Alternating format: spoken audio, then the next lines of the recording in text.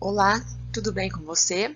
Eu sou a professora Fabiola e nesta aula nós vamos aprender um pouco mais sobre a gestão de sistemas operacionais. Para isso, você desenvolverá algumas competências, onde nós vamos estar analisando os serviços principais, e as funções também de um sistema operacional destinados a estações de trabalho. Então, no caso, lembrando que esses conhecimentos, essas habilidades e atitudes, elas são necessárias, então, para estar sendo desenvolvidas nessa disciplina. E lembrando também que um sistema operacional, ele é um sistema onde gerencia tanto a parte de hardware, quanto a parte de software, hardware a parte física e software a parte lógica. Então, ele vai gerenciar todas as funções pertinentes ao computador. E esse sistema operacional, podemos dizer que é o software principal aí do computador. Sem ele, o computador não funciona. Tá? Ele pode ter a parte física, pode ter os programas, mas a gente precisa, então, desse sistema operando, ligando essa parte física com a parte de software, e assim fazendo também uma ponte para o usuário, peopleware. Então, nós precisamos desse sistema como um sistema mais complexo, mais completo, onde ele vai gerenciar a parte física e a parte lógica. Para tanto, nós vamos utilizar os recursos do sistema operacional e de acordo com as necessidades do usuário, em atividades de configuração e manipulação de arquivos. Além disso, também vamos efetuar configurações dos sistemas operacionais para otimizar recursos e, além disso, proporcionar maior desempenho. Então, são habilidades das quais estarão aptos, ao final dessa disciplina, para poder, então, estar gerenciando esse sistema operacional, conhecendo as suas funções, desempenhando também atividades de configuração e manipulação em geral desse sistema operacional. Então, como base tecnológica, nós vamos ter alguns conceitos de sistema de código aberto, open source. Vamos também trabalhar com a introdução ao sistema operacional, com seu histórico, o que é um software livre, distribuições, sistema multiusuário e multitarefa, alguns requisitos de hardware, trabalhar com interfaces gráficas, modo texto, sistemas de arquivos, dual boot, Linux, o swap. Então, são alguns itens que a gente vai trabalhar na parte de introdução ao sistema operacional. Também trabalharemos com a interface gráfica, conhecendo alguns tipos de interface gráfica, suas principais configurações e os comandos iniciais. Trabalharemos com o modo texto, ou seja, nós vamos operar um pouco as configurações, não no modo gráfico que a gente conhece, mas no modo texto, com alguns comandos. E esses comandos, eles têm vários itens aí para serem estudados, como itens de senha, prompts de comando, shell scripts. Então, são comandos que a gente vai estar aprendendo aí. Vamos também estar criando e operando arquivos e comandos administrativos de gestão de sistemas operacionais e automação. Então, são algumas bases tecnológicas onde vocês estarão aptos, então, no decorrer dessa disciplina. Vocês serão avaliados através das participações, o desenvolvimento das habilidades e competências. Vamos trabalhar com formulários, cada aula terá um formulário para que vocês possam estar aprendendo aí os conteúdos, assimilando os conteúdos. Então, é necessário responder para cada aula um formulário, onde gerará também a presença de vocês. Então, também no decorrer do semestre, nós teremos algumas avaliações, todas feitas pelo formulário. Você sabe o que é um computador? Você já se perguntou o que é um computador? Bom, um computador é uma máquina eletroeletrônica capaz de receber informações, muito importante, ela sempre recebe informações, submetê-las a um conjunto específico e pré-determinado de operações lógicas e aritméticas, isso é feito pelo processador, fornecendo assim o resultado dessas operações. Então, nós temos aí a entrada dos dados, o processamento e a saída destes dados. Essa é a função principal de um computador. Os computadores de hoje, eles são dispositivos, então, eletrônicos, que, sob a direção e controle de um programa e também do usuário, né, o peopleware, executam 4 operações básicas. Entrada de dados através dos dispositivos de entrada, por exemplo, teclado, mouse, tudo que faz com que a informação possa ser introduzida no computador, para que ele possa processar esses dados, os dados brutos, transformando em informações de saída. E além disso também, temos a possibilidade de armazenar esses dados. Então, nós temos a entrada, processamento, a saída dos dados e o armazenamento destes dados também. Então, essas são as funções aí básicas de um computador. É para isso que o computador foi criado, para estar ajudando o usuário a desempenhar essas funções. Um sistema computacional, portanto, ele também é parte do computador e assim ele é um conjunto de componentes integrados para funcionar como se fosse um único elemento e que tem por objetivo realizar manipulações com dados. Isto é, ele vai realizar algum tipo de operação com os dados de modo a obter alguma informação útil.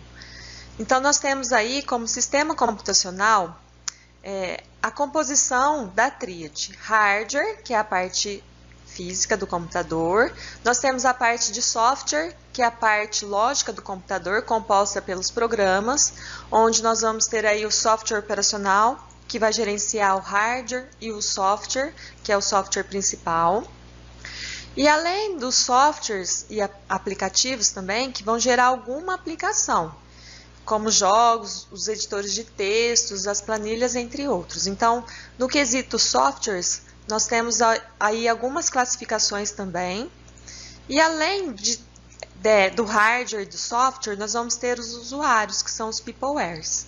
São as pessoas que manipulam os recursos do computador.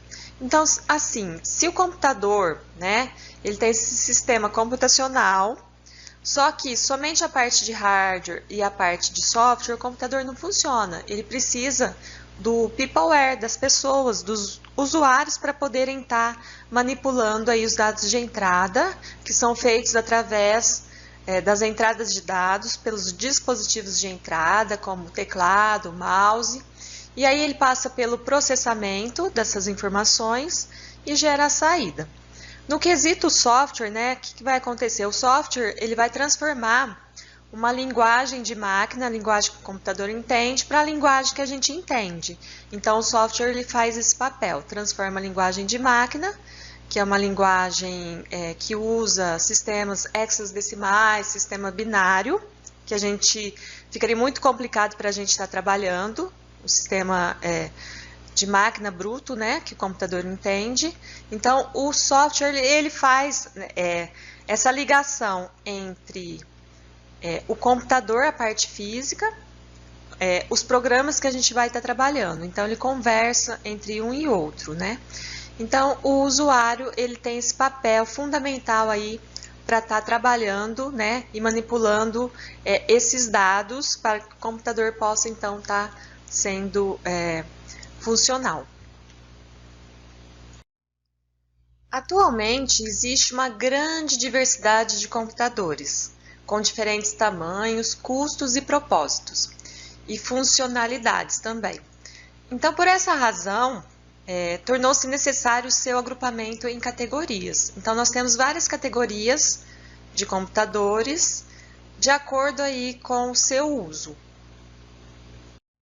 Portanto, quanto à classificação desses sistemas computacionais, nós temos aí o agrupamento quanto às características de construção, onde nós vamos ter a primeira, a segunda, a terceira, a quarta e quinta geração. Nós temos quanto ao princípio de construção, ou seja, quanto à natureza, né, onde nós encontraremos computadores analógicos e digitais. Temos também quanto ao âmbito, nós temos o âmbito geral e o âmbito específico, e também nós podemos classificá-los quanto ao porte, custo, desempenho e propósito. Nesse quesito nós temos aí também os supercomputadores, os mainframes, os minicomputadores, as estações de trabalho e os computadores pessoais. Então, perceba aí que nós temos uma gama de tipos e classificações de computadores, dependendo aí do uso e aplicação de cada computador. Então, quanto à característica de construção, nós encontramos aí os computadores de primeira a quinta geração, sendo que existe aí uma evolução desses computadores. Vocês vão ver que a primeira geração eram computadores enormes, cabiam em salas, e para estar dando manutenção era muito puxado, né? Muito complicado, e até chegar na quinta geração, onde nós temos os computadores que nós conhecemos atualmente, computadores menores, feitos de componentes eletrônicos minúsculos. Então, essa quinta geração é a geração onde nós já estamos trabalhando aí. Não é segredo que o seu computador atual é fruto de uma evolução que levou décadas para chegar onde está, e ainda está muito longe de chegar ao seu final. Se pensarmos que cerca de 10 anos atrás os processadores ainda nem conheciam os núcleos múltiplos, imaginar as máquinas que inauguraram a informática é uma tarefa ainda mais complicada. Você sabia que no início da década de 1950 já existiam computadores? Logicamente, eles não se pareciam nem um pouco com o que temos hoje, mas já realizavam alguns cálculos complexos em pouquíssimo tempo. Nesses 60 anos, elementos desapareceram, componentes foram criados. Então prepare-se para conhecer um pouco mais sobre essa magnífica história, a evolução dos computadores. A primeira geração de computadores foi marcada por grandes máquinas que pesavam toneladas e o único objetivo de seu processamento era a realização de cálculos.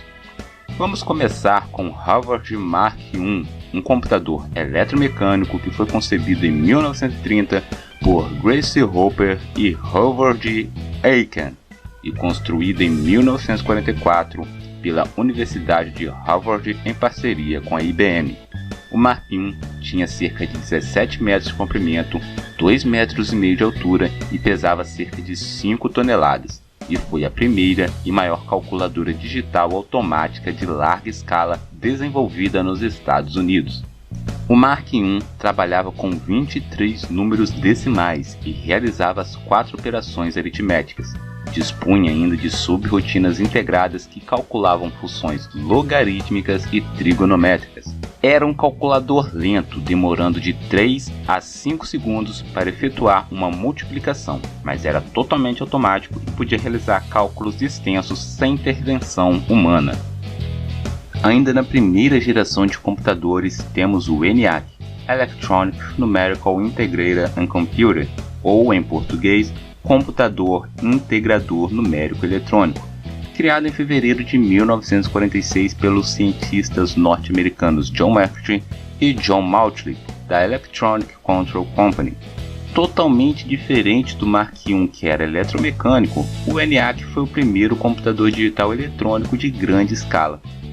Começou a ser desenvolvido em 1943 durante a Segunda Guerra Mundial para computar trajetórias táticas que exigissem conhecimento substancial em matemática, mas só se tornou operacional após o final da guerra.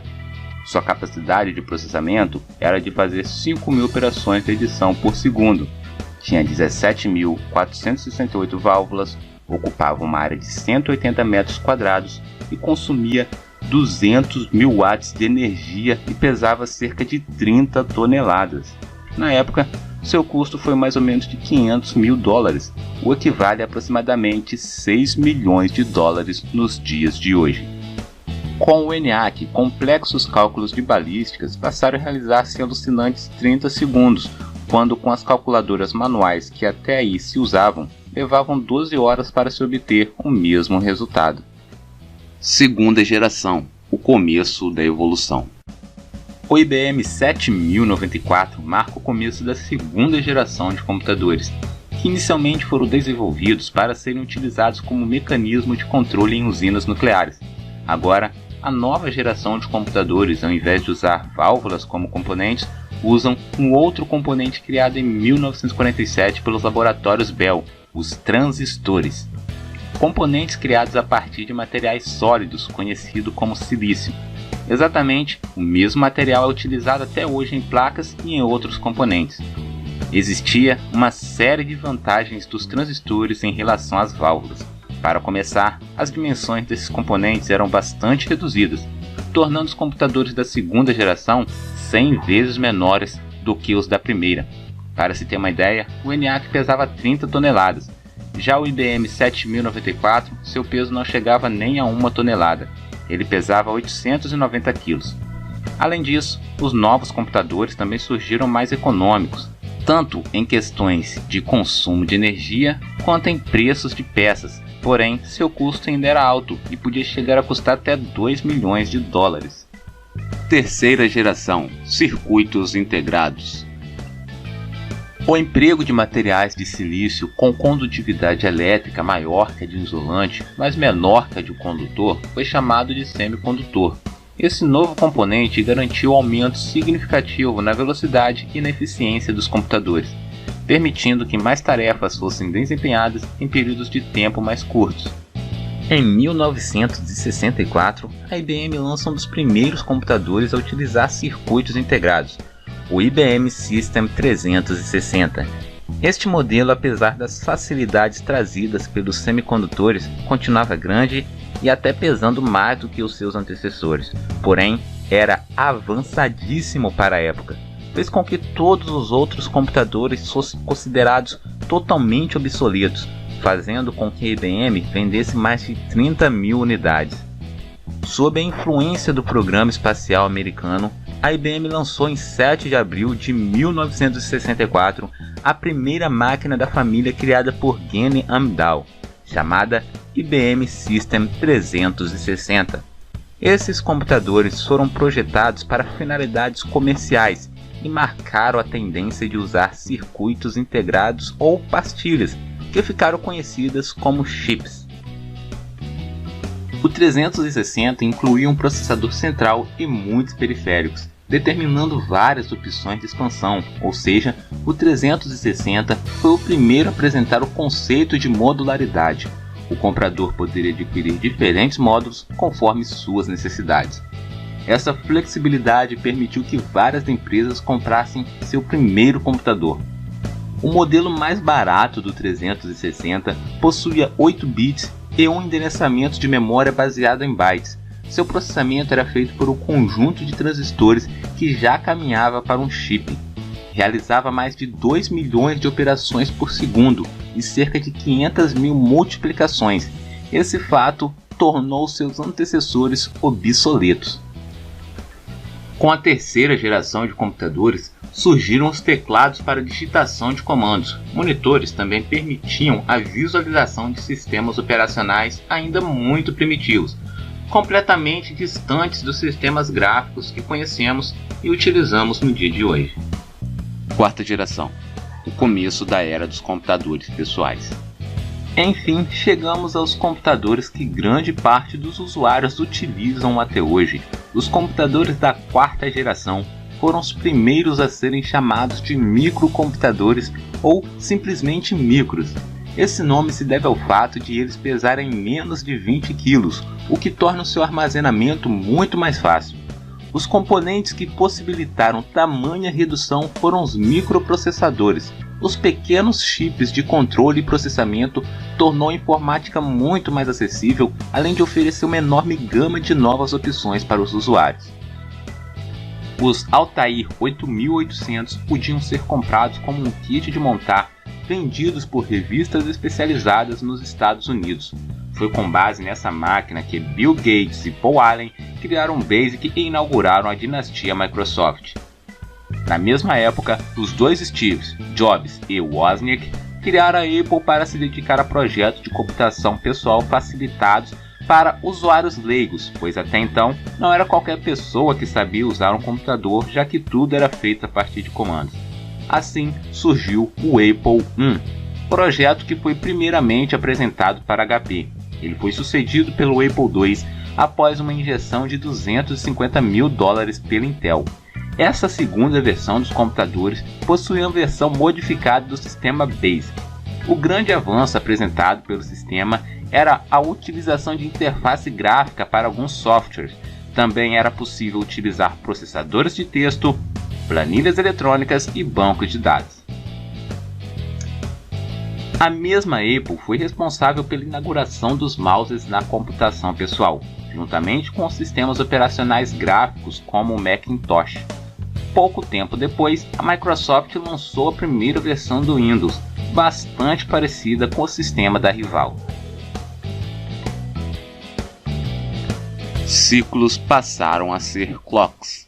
Até a terceira geração dos computadores, o tempo de resposta das máquinas era medido em ciclos, ou seja, media-se um número de ações em curtos períodos de tempo para que fosse possível saber qual fração de segundo era utilizada para elas. Com os microprocessadores, já não era viável medir as capacidades dessa forma. Por isso, surgiram as medidas por clocks. Esta definição calcula o número de ciclos de processamento que podem ser realizados em apenas um segundo. Por exemplo, 1 MHz significa que em apenas um segundo é possível que o chip realize 1 milhão de ciclos. Quinta geração, múltiplos núcleos. Ainda estamos em transição de uma fase em que os processadores tentavam alcançar clocks cada vez mais altos para uma fase em que o que importa mesmo é como esses clocks podem ser melhor aproveitados. Deixou de ser necessário atingir velocidades de processamento superiores aos 2 GHz, mas passou a ser obrigatório que cada chip possua mais de um núcleo com essas frequências. Começou a chegar ao mercado os processadores que simulavam a existência de 2 núcleos de processamento. Depois chegou os que realmente apresentavam 2 deles. Hoje há processadores com 4 núcleos e outros utilizados por servidores que já oferecem 8. Com tanta potência executando tarefas simultâneas, surgiu uma nova necessidade, pois quanto mais tarefas são executadas por um computador, mais energia é consumida. Para combater este problema, as empresas fabricantes de chips passaram a pesquisar formas de reduzir o consumo sem diminuir as capacidades de seus componentes. Foi então que nasceu o conceito de processamento verde. Processadores Intel Core Sand Bridge eram fabricados com a microarquitetura reduzida, fazendo com que os clocks sejam mais curtos e menos energia elétrica seja gasta. Ao mesmo tempo, esses processos são mais eficazes. Logo, a realização de tarefas com este tipo de componente é boa para o usuário e também para o meio ambiente. Vale dizer que isso também se aplica a Ivy Bridge, Skylake e todas as outras famílias. Outro elemento envolvido nessas conceituações é o processo de montagem. As fabricantes buscam incessantemente formas de reduzir o impacto ambiental de suas indústrias. Os notebooks, por exemplo, estão sendo criados com telas de LED, muito menos nocivos à natureza do que as de LCDs comuns. Como seria a sexta geração de computadores? Há quem diga que a sexta geração de computadores se dará por meio da inteligência artificial. Outros discordam, dizendo que robôs não fazem parte dessa denominação. E há quem diga que computadores de sexta geração seriam os computadores que utilizam supercondutores como matéria-prima para seus processadores. Utilizando da supercondutividade, esses processadores não perderiam eletricidade para o calor devido à resistência, ganhando assim performance e economizando energia. Estima-se que o ganho de performance seria de aproximadamente 30 vezes a performance de um processador da mesma frequência que utilize metais comuns. Porém, atualmente, nenhum material trabalha em condições ambientes comuns como supercondutor, impossibilitando seu uso comercial. O fato é que não podemos negar que o homem vem incessantemente trabalhando para cada vez mais melhorar suas máquinas. Quem imaginaria 60 anos atrás que um computador com tamanha capacidade de processamento poderia caber na palma de uma mão? Ou hoje em dia, quem poderia imaginar que há 60 anos um computador podia pesar até 30 toneladas e não tinha nem metade da capacidade de processamento de um smartphone? E você, como acha que serão as próximas gerações de computadores? Os computadores de primeira geração deram início na década de 50, onde o componente eletrônico principal era a válvula. Então, a válvula é este componente eletrônico. E qual que era o problema desses computadores, né? Eles eram muito grandes, eles esquentavam muito, gastavam muita energia elétrica e ocupavam muito espaço físico. Também tinham dispositivos de entrada, saída primitivos e usavam cartões perfurados. Então, eles eram aplicados em campos científicos e militares, principalmente para essas áreas aí. E como linguagem de programação, usava-se a linguagem de máquina, que é uma linguagem que o computador entende, uma linguagem complicada para o usuário entender. São linguagens onde nós temos aí um sistema binário e hexadecimal. E além disso, né, as operações internas mediam-se em milissegundos. Então era um computador muito arcaico, porém foi o início aí da evolução, né, desses computadores até as gerações que a gente tem hoje, que é a quinta geração. Os computadores de segunda geração, eles iniciaram-se então nos anos 60, já com o avanço dos computadores que usavam válvula.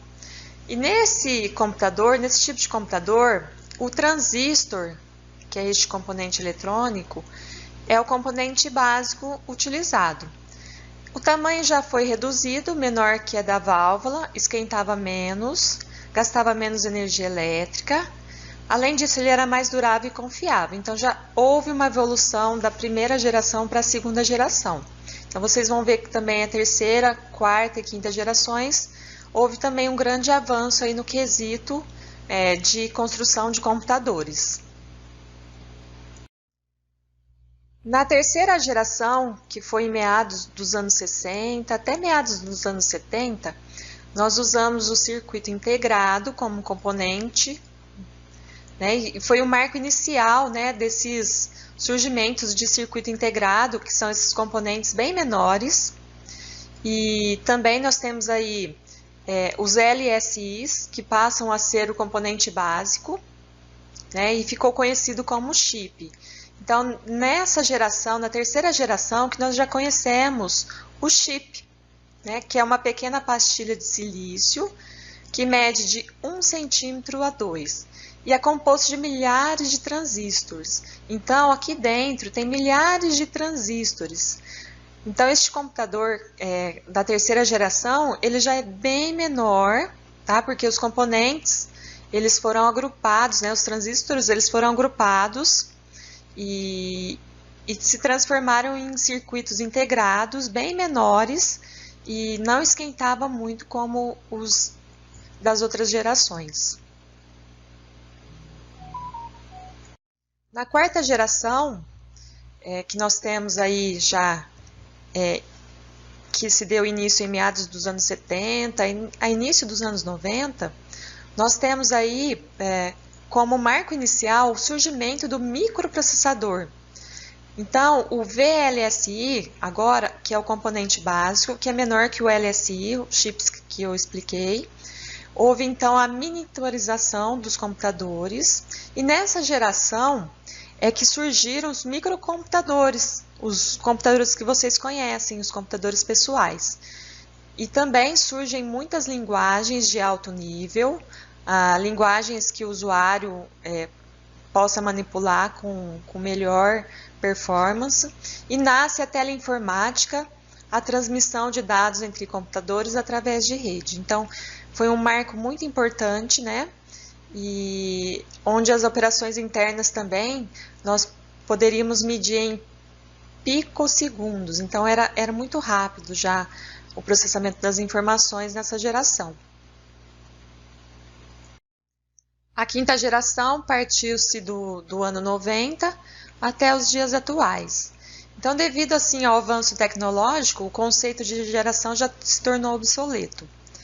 E já se usa componentes básicos menores, o LSI, que é menor que o VLSI, e caracteriza pelas aplicações de linguagem natural, de processamento paralelo, de inteligência artificial, onde nós temos altíssimas velocidades de processamento e alto grau de interatividade com o usuário. Então, nós temos muitas características das quais usamos atualmente aí na quinta geração. Então, a quinta geração é a geração onde nós trabalhamos já com os nossos computadores que conhecemos atualmente.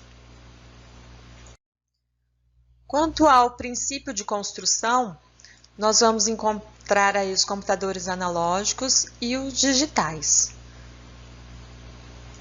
Onde nós temos os computadores analógicos, que representam variáveis por meio de analogias físicas, e trata-se de uma classe de computadores que resolve problemas referentes às condições físicas, ou seja, por meio de quantidades mecânicas ou elétricas, utilizando circuitos equivalentes como analogia ao fenômeno físico que está sendo tratado. Ou seja, a informação é recebida e processada de um modo contínuo.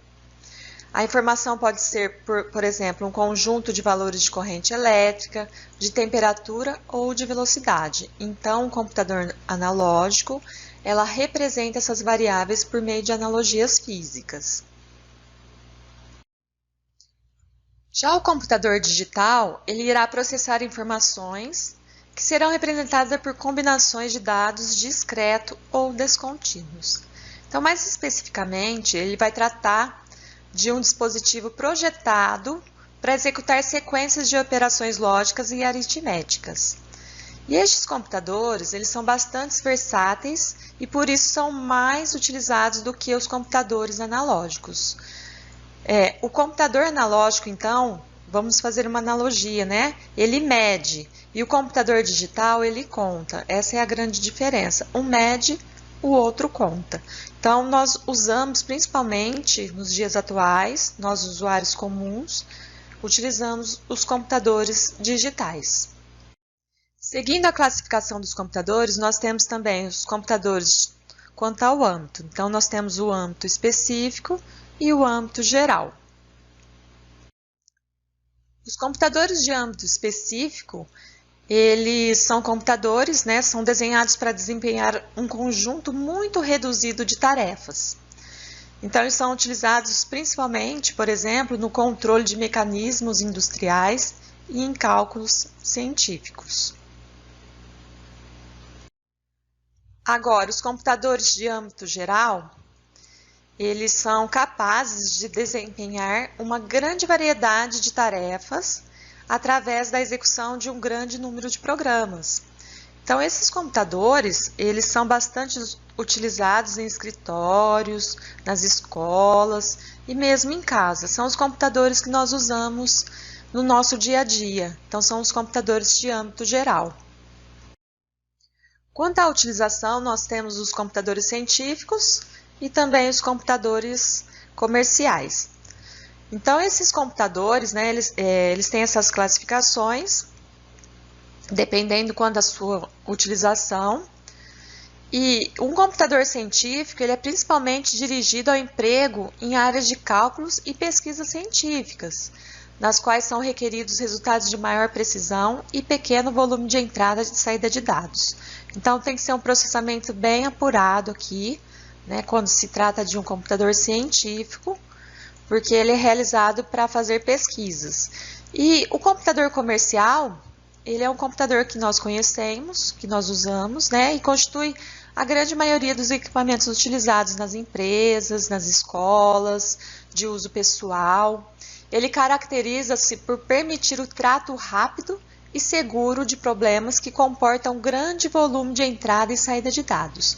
Então, aqui nós já temos grande volume de entrada de dados e também de saída. A maioria desses fabricantes hoje, eles dispõem de produtos, né, ditos de uso geral, que tanto comportam emprego na área científica quanto na área comercial. Então, como como se fosse assim o agrupamento dessas duas áreas, né, num computador só.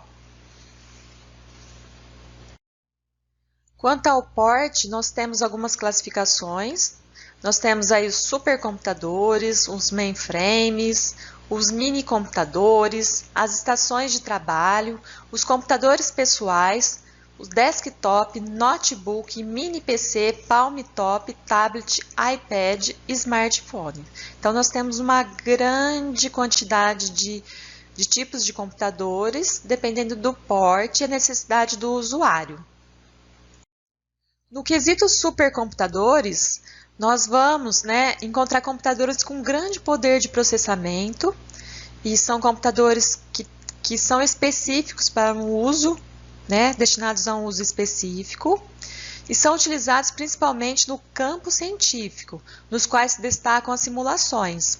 Então, outros exemplos de aplicações para este tipo de computador são as previsões de tempo, a modelagem tridimensional.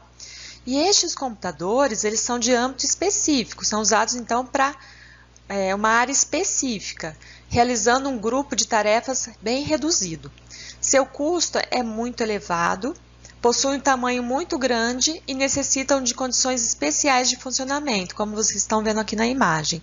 Então aqui eu tenho supercomputadores, eles estão armazenados em cases, em salas climatizadas, para que haja um bom funcionamento. Então, são exemplos desses computadores o Cirrei, YMP e o IBM 9021. Nós temos também os mainframes, que são também computadores de grande porte, e são projetados para manusear considerável volume de dados e executar simultaneamente programas de uma grande quantidade de usuários. É utilizado por grandes empresas que necessitam armazenar grande quantidade de informações e ter um acesso rápido a ela. Os usuários aqui acessam o mainframe através de um terminal. Então, no caso aqui, por exemplo, a empresa Google, ela precisa ter um banco de dados potente para estar armazenando os dados dos seus usuários, como, por exemplo, os acessos ao YouTube ou os acessos ao e-mail. Então, por exemplo, essa empresa Google, ela utilizaria os mainframes, E o mainframe, ele possui e está conectado, a uma grande quantidade de terminais. Então, ao contrário dos supercomputadores, eles são de âmbito extenso, utilizados em grandes organizações como bancos, companhias de seguros e centros de investigação. São exemplos destes computadores os sistemas da IBM 3090 e Control Data CDC 6600. Os microcomputadores, eles foram resultados de uma redução no tamanho dos computadores, onde eles têm grande capacidade de processamento. Eles possuem terminais conectados a ele. Os mini computadores são computadores de médio porte, adequados às tarefas como, por exemplo, o controle de processos industriais e a gestão de sistemas multiusuário. Então, com o aparecimento e posterior desenvolvimento dos microcomputadores, a distinção entre essas duas categorias é cada vez menos clara. As estações de trabalho, que são chamadas workstation, elas se situam logo abaixo dos mini computadores e geralmente elas possuem arquitetura RISC e sistema operacional Unix. Especialmente no que se refere à velocidade do processador e à capacidade de memória, a potência de uma estação de trabalho é semelhante à de um mini computador. As estações de trabalho, elas são dirigidas principalmente para o uso de um usuário, ao contrário dos mini computadores. Então, é essencialmente um microcomputador projetado para realizar tarefas pesadas, em geral na área científica ou industrial, como computações matemáticas complexas, projetos com auxílio de computação CAD e processamento de imagens. Então, são exemplos desses sistemas de estações de trabalho, o DEC Station ou a IBM RS. Os computadores pessoais, eles também são conhecidos como microcomputadores ou micro IPC, personal computer. Eles possuem diversas formas e modelos. A característica dele marcante era a integração do processador único e de dimensões micro, num pequeno chip de memória. Então, nós temos aí o agrupamento de chips num processador, tá? E utilizamos aí semicondutores, formando um microprocessador. A capacidade de processamento aqui evoluiu rapidamente. Existe a interligação em rede, possibilitando a substituição de computadores de maior porte. O preço é bem acessível, fácil upgrade de hardware, então a gente pode colocar placas mais adequadas, placas de hardware para que funcione os nossos equipamentos. Seu tamanho tende a diminuir cada vez mais. E ele está presente em todos os tipos de empresas e também de usos aí pessoal. Então, no mercado, nós vamos encontrar alguns tipos de computadores pessoais, como nós temos aí, por exemplo, o desktop, o notebook, mini PC, palmtop, o tablet, o iPad, os smartphones. Então, nós temos algumas categorias, né, cuja classificação está muito relacionada ao tamanho físico do equipamento e seu grau de portabilidade.